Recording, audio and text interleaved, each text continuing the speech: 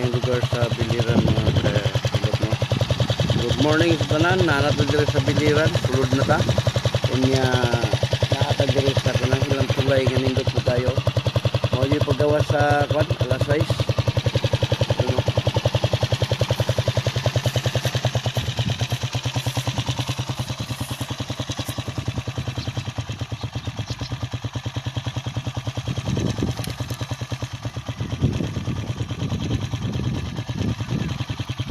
Biliran Province sa Leyte ni siya mga kahilo.